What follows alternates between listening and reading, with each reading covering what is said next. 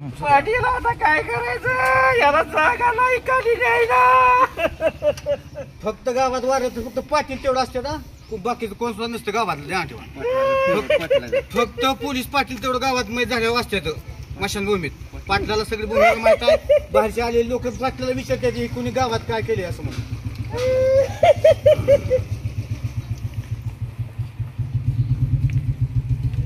माड्यातल्या टाकळीत अनोखं आंदोलन.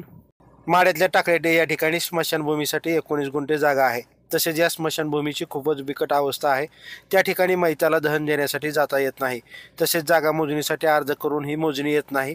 त्यामुळं टाकळी ग्रामस्थातील काही युवक या आमरण उपोषणात बसले आहेत. पाहूयात हे आगळं वेगळं आंदोलन कशा पद्धतीनं त्या ठिकाणी केलं जात आहे.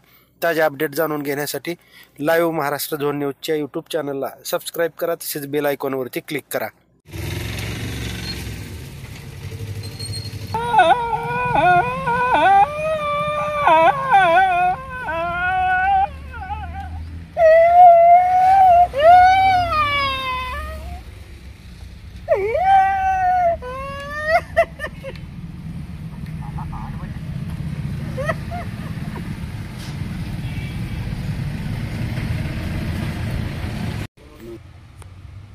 नमस्कार, माझं नाव दादा कळसाईत, ग्रामपंचायत सदस्य प्रतिनिधी व सर्व टाकळी ग्रामस्थ.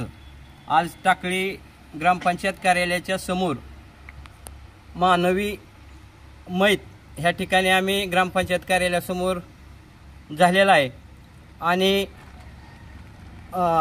लोक येण्यासाठी वाट बघत आहे आम्ही.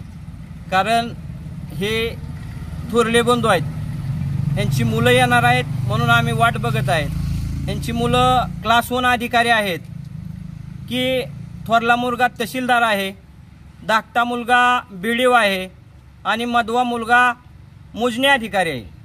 परंतु ह्या मैत व्यक्तीनं एवढे पोरं हुशार केले, क्लास 1 अधिकारी केली, पण आज ह्यांना जाळण्यासाठी या टाकळी गावामध्ये मशानभूमी नाही. म्हणून आज ह्या ठिकाणी जोपर्यंत तहसीलदार, BDO साहेब, मोजणी अधिकारी यांची मुलं येस्तोर आम्ही ही मैत या ठिकाणी हलवणार नाही. आणि तिन्ही मुलं आल्यानंतर या ठिकाणी आम्ही मशानभूमी तिरडीमध्ये घेऊन जाणार आहे.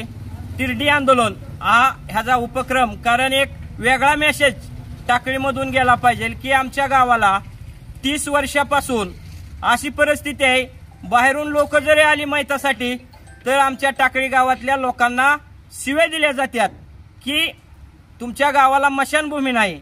म्हणून आम्ही एक वेगळं आंदोलन या ठिकाणी उभा केलेलं आहे. प्रशासनाने आणि पालकमंत्र्यांनी ह्याच्याकडे लक्ष देण्याची गरज आहे.